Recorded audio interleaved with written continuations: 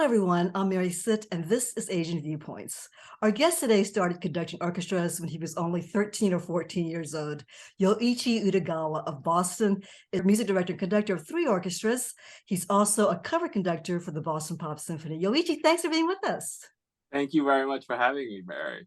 So you just finished a whole round of conducting holiday concerts. Tell me about that. How did that go? They were a lot of fun. I mean, there's so many pieces that are well known for the holidays, and we probably played all of them.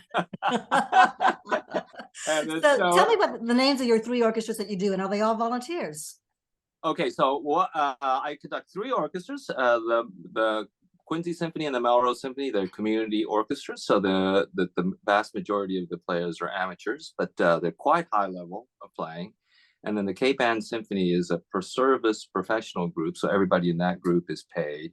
And they play at a very high level, those guys, because we have an amazing number of great musicians in the Boston area. Okay, so Yoichi, as a conductor of, let's say, the volunteer orchestra members, right? How do you push them gently to elevate them to a higher level? Because if you're too tough on them, they'll just say, hey, forget about it. I'm too volunteer. I'm not going to play for you, right? But if you don't push them, you don't grow as an orchestra. And I know as a conductor and music director, you want to constantly grow the orchestra and get them to new levels, right? One of the great things about, and this is true of professionals too, but working with amateurs in particular, is that they want to be there and they want to do a good job. So you don't have to do anything to motivate them to play well. They want to do that already on their own. So I think that what I think of as my job is to make sure that we rehearse in a way that allows them to get better. So what do I mean by that? For instance, if there's a passage that's problematic, just simply take the time to go over it. Sometimes you might play it slower, or you might just take it apart and just have one part of the orchestra play it first and then add another part. Whatever I can think of to help the players get better. I think that's my role. And if I do that properly, then I don't have to do any motivating, because they're motivated already, if that makes any. Yoichi, I know that when you conduct, you're very engaging with your audience and you make them laugh. Are you like that when you're behind the scenes conducting the orchestra? Oh, we like to have fun. We like to okay. So while they're learning, joke every once in a while. That helps to lighten the mood. How many rehearsals do you do before each concert typically? Well, so for a community orchestra, that also depends on the repertoire that we're doing. But so for the amateurs, we can have as few as 2 or 3 rehearsals for like a holiday concert where we have done the music.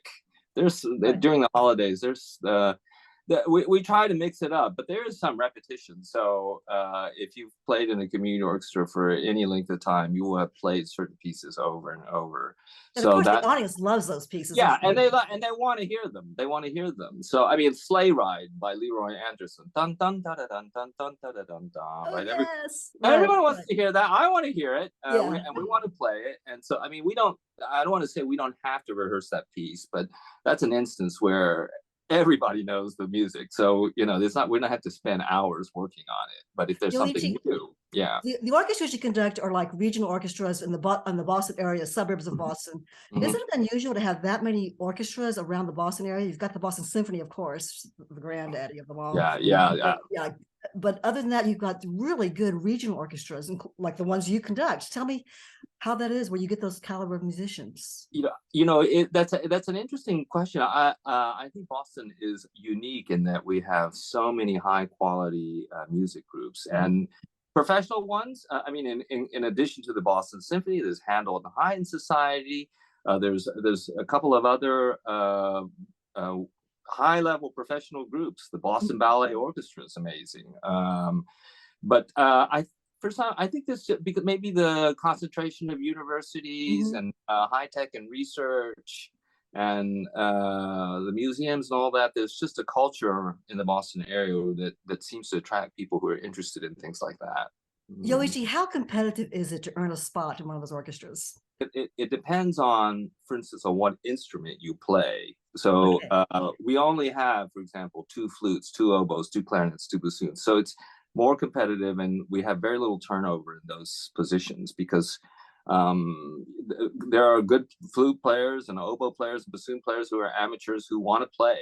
So, and there's only 2 players per, usually per group. So it's competitive, and people once they get in those chairs don't want to leave. But if there is an opening, there's So competition. you're not saying that if you're a violin player, you're just sort of not as good as the flute player because No, well, no, I'm not saying that, but there's just more spots, right? Okay. There's more spots. So So there's more if you, competition. yeah, Right. there's more competition for, and if you're a violinist, you're playing with one of maybe 25 to 30 people.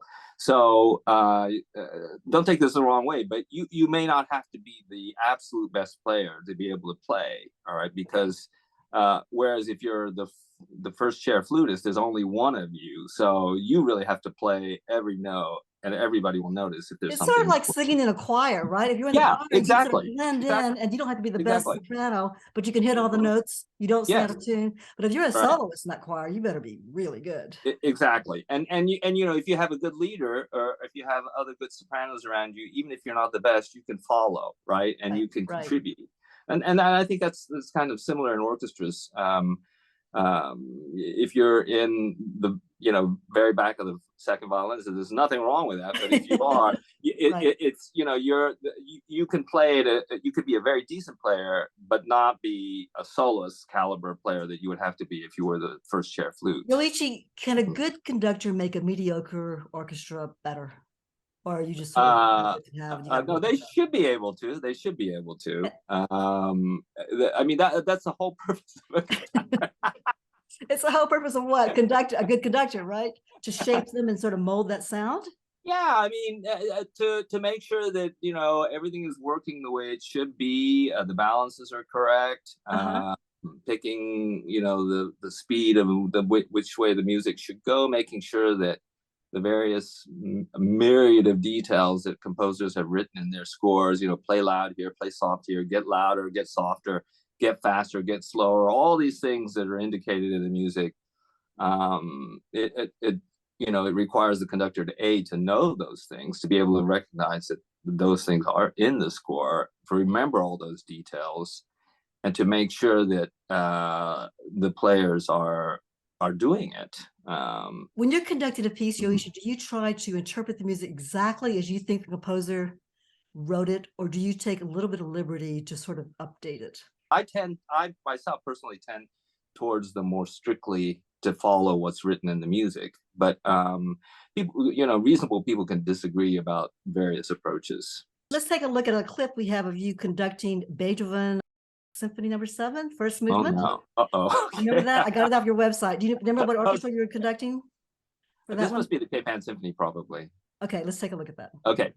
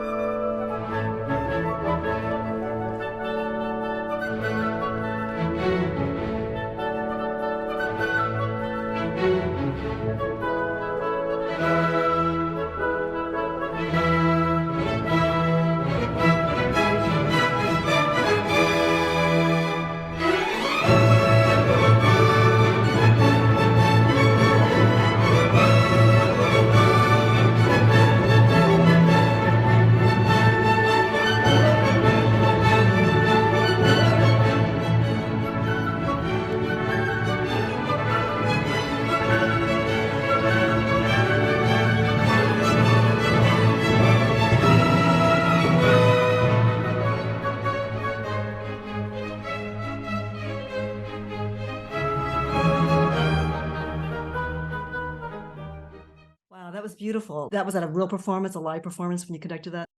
Yes. Well, thank you, Yoichi, for being with us. I'm Mary Sitch. Thanks for joining us, and I'll see you in the next video.